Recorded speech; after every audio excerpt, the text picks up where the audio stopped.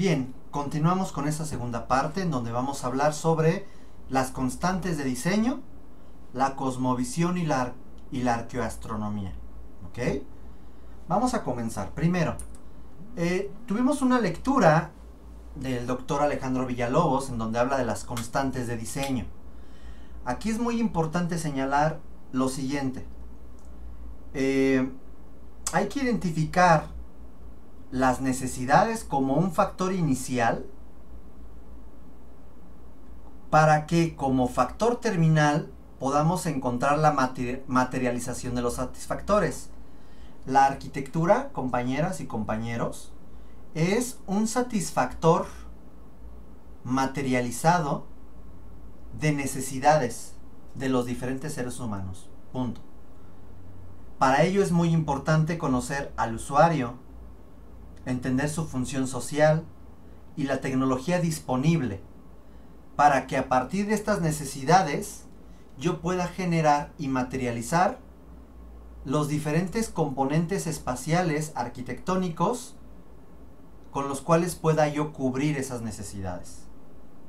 Eso es lo que en la lectura nos habla como parte del proceso de diseño. También nos habla de una relación entre continente, entendiéndolo como el contexto, el contenido entendiéndolo como sociedad y el cometido como la satisfacción de una necesidad, o sea, específicamente el objeto urbano arquitectónico. Este autor nos señala una serie amplia de constantes de diseño. ¿Qué podemos entender como constantes de diseño? Aquellas que a lo largo y ancho de Mesoamérica, en los diferentes asentamientos, podemos identificar como rasgos que terminan siendo comunes en los diferentes objetos urbano-arquitectónicos. Tal es su constancia que podemos hablar de que esto es una constante y que comienza a ser una constante de diseño de los pobladores ancestrales del territorio nacional. Entre estas constantes que podemos nosotros identificar en la mayoría de los asentamientos prehispánicos son los siguientes. Los voy a enlistar y después veremos algunos ejemplos, y a lo largo de otras sesiones y de nuestras reuniones sincrónicas por Zoom que tengamos, podamos ver algunos casos de estudio. Una de las constantes de diseño es la evidencia de una infraestructura urbana, recordando que siempre esta infraestructura será uno de los primeros elementos que identifiquemos de esta complejidad en los asentamientos humanos hacia esta conformación urbana. Una constante de diseño será la orientación, por lo general hacia el norte magnético. Los conjuntos arqueológicos tienden a tener una dirección o una traza hacia el norte magnético, cuando la topografía lo permita, porque por ejemplo hay zonas mayas en donde es muy difícil. La axialidad se va a referir a un sistema de ejes principales y secundarios que van a organizar las estructuras, los espacios y los diferentes componentes urbano-arquitectónicos. Otro de ellos es la estratificación del espacio físico. De hecho, en la lectura menciona una amplia jerarquía de espacios en donde podemos observar el juego de niveles, de pisos, plataformas y la misma separación de estos espacios a través de estructuras, penumbras, pórticos, etcétera, que van generando diferentes tipos de espacios, desde un espacio muy público hasta un espacio más privado o un espacio religioso. También la delimitación del espacio público mediante edificios. Será muy común que estos edificios giren en torno a un espacio abierto y que los accesos a ese espacio abierto sean esquinados o acodados. Ahora veremos algún ejemplo. La relación que el autor llama binomio plaza-pirámide, que se refiere a una proporción de volumen y vacío, que se refiere al edificio y a la plaza. Siempre cuando hay un basamento piramidal, frente encontraremos una plaza. es esta relación inseparable de la pirámide con la plaza. Encontraremos una constante de frontalidad. Significa que los basamentos o la gran cantidad de edificios van a tener una cara y van a tener una nuca. Y por lo general la cara o esta fachada frontal da hacia la plaza más grande o hacia la única plaza existente. Tenemos también la relación de los vanos en número non. Nunca encontraremos vanos pares. Siempre encontraremos una relación de vanos en número impar. En 3, o en 5, o en 1.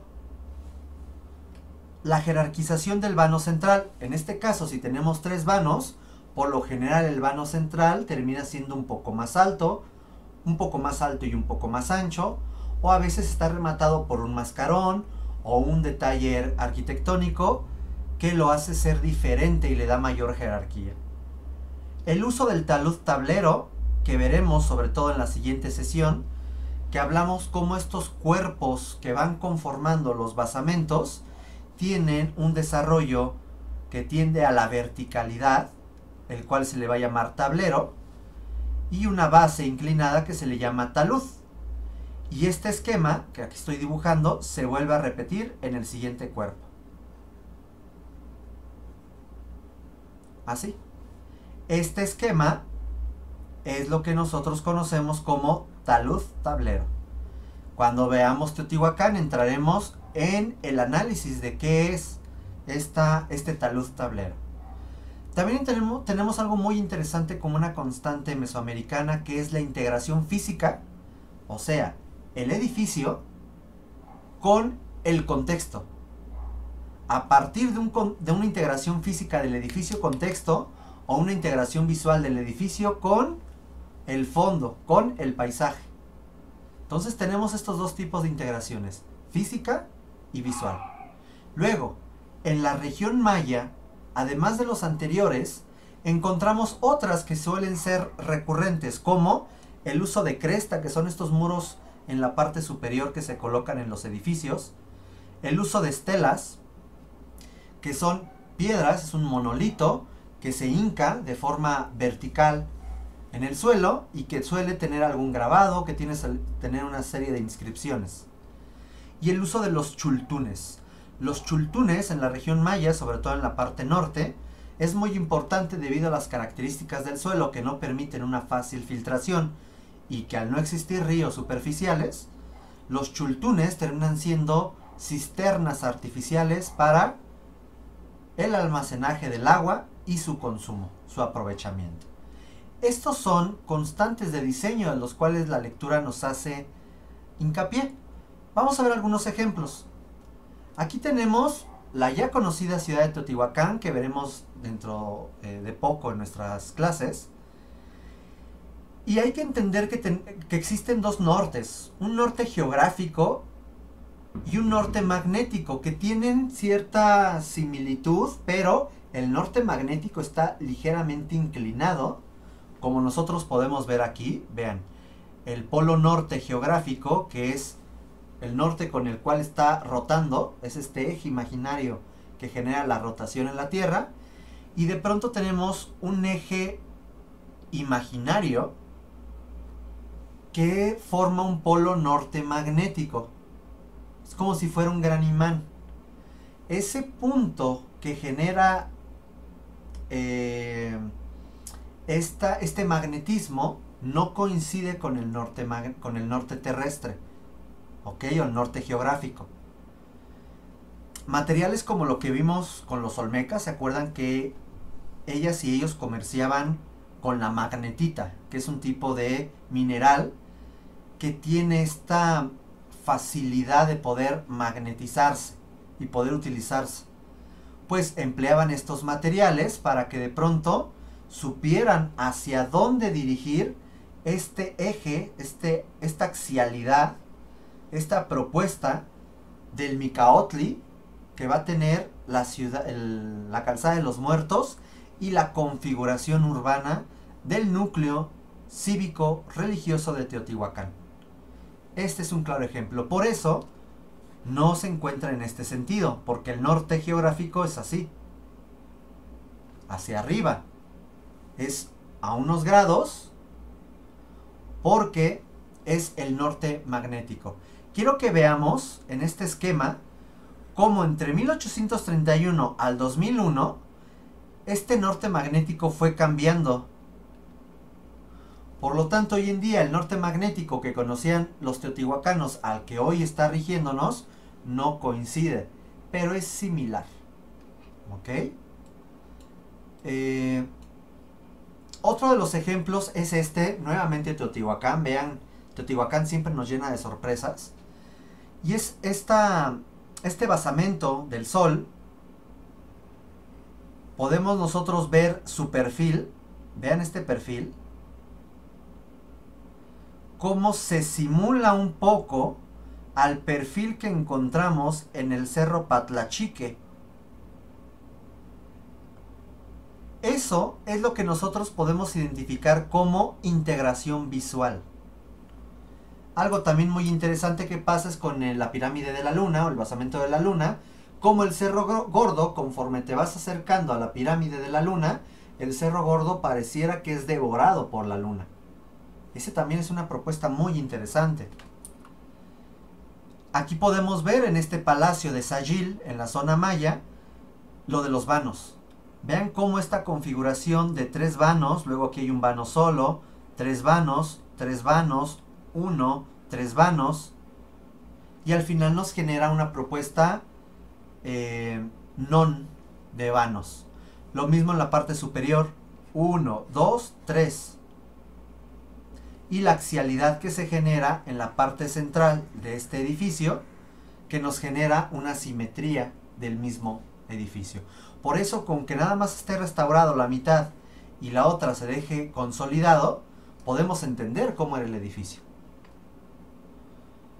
Este es un ejemplo, Chalcancingo, que lo habíamos visto con los olmecas. Chalcancingo, podemos ver un ejemplo de la llamada integración física.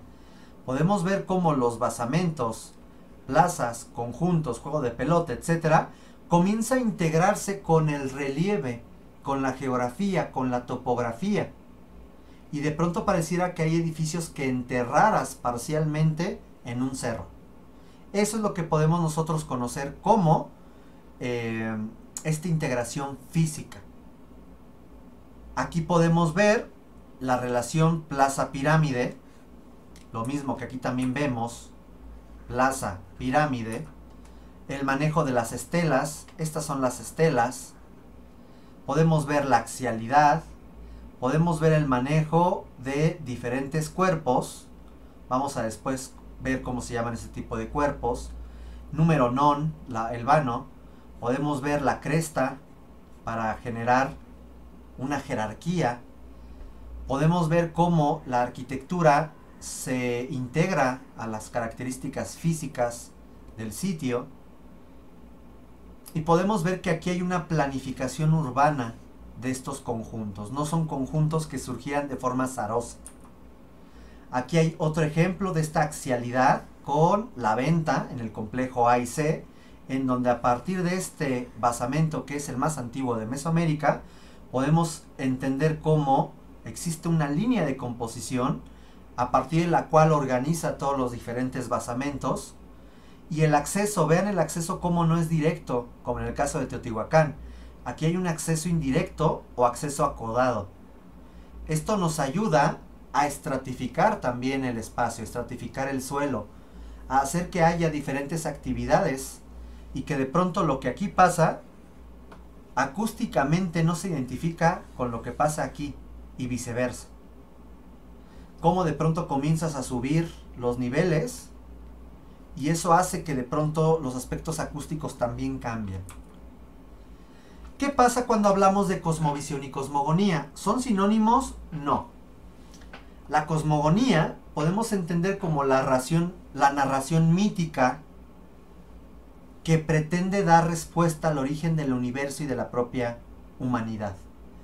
Y esta se relaciona estrechamente con la cosmovisión. La cosmovisión será esta visión o concepción global del universo imagen de la existencia y la realidad que maneja de manera general de concebir la vida. Nuestros ancestros buscaban entender y concebir su realidad, su universo, y a partir de ella se desprende una serie de narraciones mitológicas que se conocen como cosmogonía, el nacimiento del cosmos, mientras que el otro, cosmovisión, es el cómo veo mi cosmos. ¿Ok? Aquí hay algo muy interesante que tenemos que ir entendiendo. ¿Qué son las pirámides? ¿Cuál es la función de estas pirámides? Si vemos este esquema, y tengo que señalar que varias de las cosas que voy a mencionar tienen que ver mucho con el posclásico y con los mexicas. Y apenas vamos a entrar al periodo clásico. Vamos apenas a ver a los teotihuacanos. Pero es importante que nosotros vayamos entendiendo cómo esta estructura de la cosmovisión y de la cosmogonía se va a ir estructurando. Un basamento piramidal, como según leímos en la lectura de los olmecas, nos habla de que es un axis mundi. Es un cerro sagrado artificial en el cual, al ser un axis mundi, se refiere que hay un eje vertical y hay ejes en el sentido horizontal que van hacia los 4 rumbos terrestres. El eje vertical conecta la Tierra con el Omeyocán, que son 13 cielos, con el Mictlán, que son 9 mundos subterráneos. No pensemos en el cielo ni en el infierno cristiano católico. Son cosmovisiones diferentes. Ni irse al Mictlán era malo, ni irse al cielo era del todo bueno. O sea, dependiendo de que eras, cómo moriste, etcétera, etcétera, etcétera. Y un camino muy amplio a veces a recorrer. En el eje terrestre o en el plano terrestre encontramos 4 rumbos. Y esos 4 rumbos se caracterizaba con un color, con un elemento, con un dios, etc. Por ejemplo, la Coyolxauhqui y el Templo Mayor, que después veremos, tiene una relación en cuanto a ritual de la guerra entre el día y la noche representada por Coyolxauhqui, y el sol o el día representado por Huitzilopochtli, quien fue quien venció a su hermana que quería matar a su madre, que era la Coatlicue. Después contaremos esto en clase con mayor detalle. Y esta representación de la lucha entre el día y la noche era parte de una ceremonia que se representaba en el Templo Mayor de la Ciudad de México, Tenochtitlan. ¿Ok? Eso es parte de su cosmovisión, de su cosmogonía. El origen del mundo, por ejemplo, y de los 5 soles, que son parte de estos mitos muy importantes que tratan de señalar el cómo surge el universo, cómo es la realidad. De forma muy general hay 2 dioses, Quetzalcóatl y Tezcatlipoca, los cuales, pues un tanto ociosos, dijeron, pues como que nos sentimos aburridos, nos sentimos solos, vamos a crear la tierra.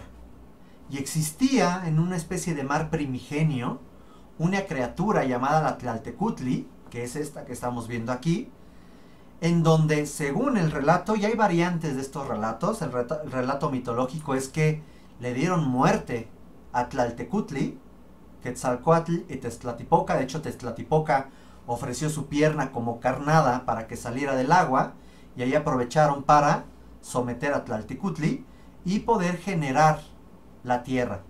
De los ojos, los lagos, de las lágrimas, los ríos, comienza a generarse la vegetación, etcétera, etcétera, etcétera. Por lo tanto, tenemos estos dioses tutelares muy importantes, Huitzilopochtli y Tezcatlipoca. La idea de los 5 soles es cómo, a partir de estos dioses, se van turnando el papel de sol y van teniendo destinos diferentes la humanidad. El primer sol, por ejemplo, conocido como el sol jaguar, donde Tezcatlipoca era el sol, resulta que sus habitantes, que eran gigantes, terminaron siendo devorados por jaguares. Surge un nuevo sol, el sol viento, en donde Quetzalcóatl ahora será un dios sol, perdón, y los seres humanos, los hombres y las mujeres, se van a convertir en monos. Hay otro sol de 360 y tantos años, que es el sol de lluvia, en donde ahora Tlaloc, el dios de la lluvia, se va a representar como sol. Y aquí la humanidad se terminó convirtiendo en pájaros. Un cuarto sol, el sol de agua, es en donde la esposa de Tlaloc, llamada Chalchihuetlicue, se convierte en sol. Y aquí la humanidad se convierte en peces.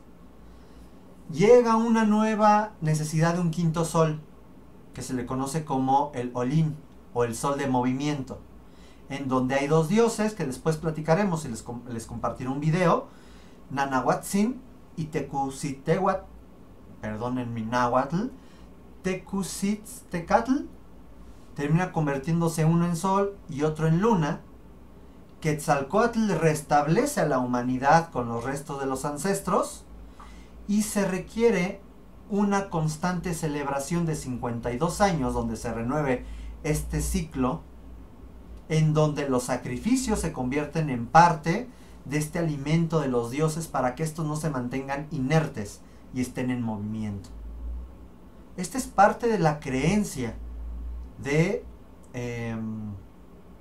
los soles o el quinto sol, el nacimiento actual de nuestra humanidad, que se ubica con el quinto sol. Esto es la ceremonia del fuego nuevo, este ciclo de 52 años que se va repitiendo y que se celebraba en Iztapalapam, en la parte superior, en lo que se conoce como el Huitzacatepetl, que es un centro ceremonial en Iztapalapa o Iztapalapam, en donde se realizaba esta ceremonia. Es muy importante entender que los dioses tienen una dualidad. Los dioses tienen una parte femenina, una parte masculina, que a veces son representados en separado y otras veces son representados en conjunto, como un mismo ente. También es importante señalar que hay dioses a los cuales se les suman atributos. Por ejemplo, este Quetzalcóatl que estamos viendo en pantalla tiene atributos de Tlahuizcalpantecutli, que es el dios de la estrella matutina, o sea Venus, el planeta Venus, y Ejecatl, el dios del viento. Y surge este Quetzalcóatl con atributos de Tlahuizcalpantecutli y de Ejecatl. Y así comenzamos a encontrar complejidades dentro del panteón mexica. De forma muy general y solamente para el conocimiento de nosotras y de nosotros, vamos a tener como dioses creadores a Ometeotl. Ometeotl es una entidad dual en donde se conforma por Ometeucuzitli, perdón en mi mexica, mi náhuatl, y Omecihuatl, que es un dios dual supremo, un hombre y una mujer. Tenemos a Tezcatlipoca como el dios hechicero, no es Stephen Strange, nada que ver, es un hechicero supremo. Quetzalcóatl, dios de la vida, de la luz y la sabiduría.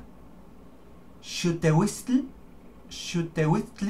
y Chantico como dioses del fuego celeste y el fuego doméstico, como dioses creadores, como dioses importantes dentro del panteón mexica. Otros dioses que tienen que ver con la fertilidad agrícola, tenemos a Tlaloc como el dios de la lluvia y Chalchihuetlicue como diosa del agua superficial, ríos, lagos, mares. Los Tlaloques, que son dioses auxiliadores de Tlaloc, que tienen que ver con la lluvia. Ejecatl, que es el dios viento, precursor de las lluvias. Xochipilli, dios de las flores, el canto, la música, la alegría. Xipetotec, que tiene que ver con el dios de la renovación, de la vegetación. Y esta es una representación porque Xipetotec se le representa como un dios cubierto con una piel desollada. De hecho, por eso se ve así como que esta piel se la amarró. Centeotl y Chicomecoatl como dioses del maíz. Mestli como la diosa de la luna. Tepostecatl como dios del pulque. Aquí podemos ver a Chalchihuatlicue, a Tlaloc, otra representación de Tlaloc. la representación de Hecatl con este pico que parece pato, la representación de Xochipilli, y cada uno de ellos tenían sus fiestas específicas. Dioses de la fertilidad humana y del placer, encontramos a Xochiquetzal como diosa de la tierra húmeda, fértil, la danza, la sexualidad. Tlaltecutli y Tlalcihuecatl, nuevamente disculpen mi náhuatl, dioses de la tierra. Tlazolteotl, diosa de la fertilidad, el sexo y la lujuria. Cihuateteo, mujeres deidificadas porque murieron en parto. Y de pronto tres entidades que a veces suelen relacionarse. Teteoninan, que es la diosa madre universal, con Tonantzin, nuestra madre o nuestra madrecita, y Coatlicue, que aquí tenemos representada, que se le conoce como la diosa de la vida, la muerte y de la tierra. A veces se le representa como una diosa protectora o nuestra madrecita. De ahí la idea posterior con la evangelización de la Virgen María, la Virgen de Guadalupe. Otros dioses que tienen que ver con la energía cósmica, la guerra, los sacrificios, será Tonatiuh como dios del fuego celeste diurno, o sea, el dios sol. Huitzilopochtli, que es el dios tutelar de los mexicas, como un dios solar de los guerreros. Coyolxauhqui como la diosa de la noche, no es la diosa de la luna. Mixcoatl como dios de la Vía Láctea. Tlahuizcalpantecutli como dios o estrella del alba, dios de la guerra. Mictlantecutli y Mictlancihuatl como dioses del inframundo. Y aquí es muy importante que vayamos entendiendo esto. Aquí encontramos un Axis Mundi, un cerro, en el cual abajo encontramos agua y en la parte superior encontramos la representación de un árbol florido. Estamos encontrando en esta representación cómo el Axis Mundi se va a representar hacia los 4 puntos cardinales, hacia el Omeyocán, y hacia el Mitlán. El Mitlán no se relaciona con el fuego como en la cristiandad del infierno, al contrario, con la humedad, con el agua. ¿Ok? Y esto va a ser muy interesante porque los cerros sagrados se van a identificar como lugares sacros, orientación poniente, lugar para sacrificios humanos, montañas sagradas, que se va a relacionar con los Altepetl. Los Altepetl será una unidad administrativa urbana muy importante en cómo se van a organizar las sociedades del posclásico. Eso después lo platicamos. Tiene la idea de la dualidad vida-muerte, la presencia de mitos, un Axis Mundi, y comenzamos a encontrar cómo el Tepetl, Altepetl, que significa cerro de agua, que tiene relación con el agua, como lo que estamos viendo ahí, puede relacionarse también con otros elementos. Por ejemplo, esto que estamos viendo seguro les recuerda a la estación del metro Ecatepec. Ecatepec, Tepetl, cerro, Eca, Ejecatl, cerro del viento. O Chapultepec, Tepetl, cerro, Chapul, tiene que ver con los chapulines, Chapultepec.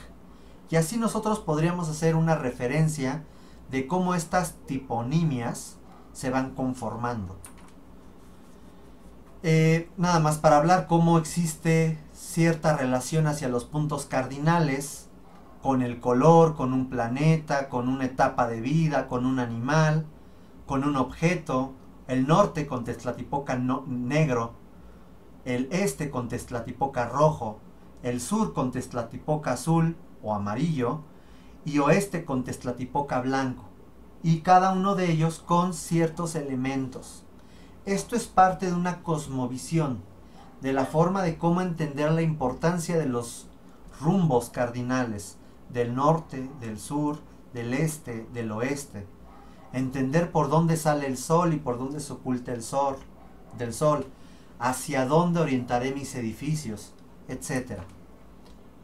Aquí, bueno, un poco de los mayas, la idea de la ceiba como este árbol sagrado que tiene que ver mucho con la idea de un inframundo, la idea de un cielo, y de pronto cómo se asciende hacia esta bóveda donde se encuentran los cielos.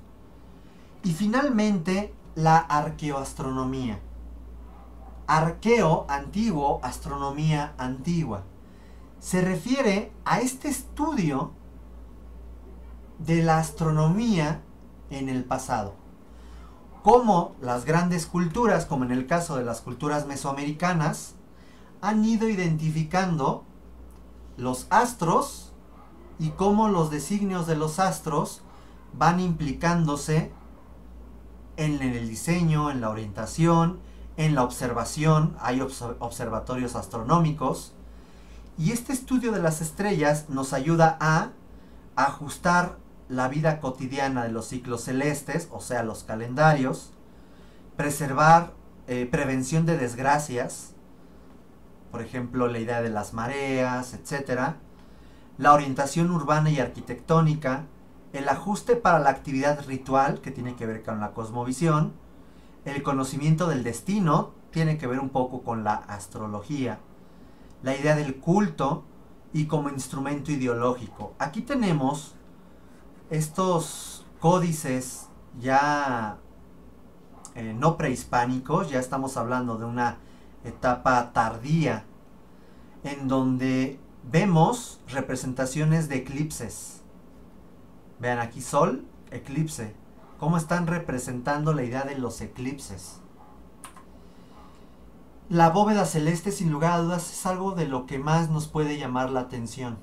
Hay una aplicación, de hecho hay varias aplicaciones para el celular que nos puede ayudar a leer el cielo. Uno que yo utilizo es SkyMap, el cual tal cual lo pones con vista hacia el cielo y te explica qué es lo que estás viendo. Es un planeta, es una estrella. Recuerden que cuando los astros titilan, o sea, emiten esta palpitación o estos centellos, es porque es una estrella. ¿Qué es una estrella? Un sol que se encuentra muy, muy, muy lejos. Qué importante.